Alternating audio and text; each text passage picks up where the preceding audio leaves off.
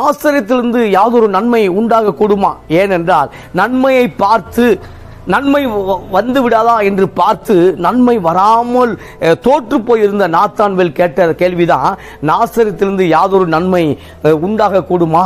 ஏனென்றால் நாசரேத்தில் சொல்லும் பொழுது தொழிற்சாலைகள் இல்லை. நாசரேத்தை சொல்லும் பொழுது அந்த ஊரை பற்றி ஒரு பெரிய காரியங்கள் இல்லை. சிப்காட் இல்லை, தொழிற்சாலை இல்லை. அந்த நாசரேத்தை சொல்லும் பொழுது எருசலேமுக்கு ஒரு பெரிய ஒரு வரலாறு உண்டு, பெத்லெகேமுக்கு ஒரு பெரிய ஒரு வரலாறு உண்டு. ஆனால் நாசரேத்தை குறித்து ஒரு பெரிய வரலாறு இல்லை. எனவே நாசரேத்திலிருந்து எந்த ஒரு ஆசீர்வாதம் வரக்கூடும், நாசரேத்திலிருந்து எப்படிப்பட்ட நன்மை வரக்கூடும் என்று நாத்தான்வேல் பிலிப்பை பார்த்து கேட்கும் பொழுது பிலிப்பு சொன்ன ஒரு அற்புதமான ஒரு வார்த்தை, நீ வந்து பா.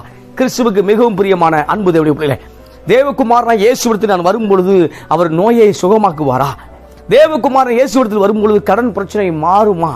தேவகுமாரன் இயேசுவிடத்தில் வரும் பொழுது எனக்கு சமாதானம் கிடைக்குமா என்று நீங்கள் சிந்தித்தால் நான் உங்களுக்கு ஒரு நல்ல பதிலை சொல்லுகிறேன், நல்ல அற்புதமான ஒரு பதிலை சொல்லுகிறேன். நீங்கள் வந்து பாருங்கள், தேவ சமூகத்துக்கு வந்து பாருங்கள்.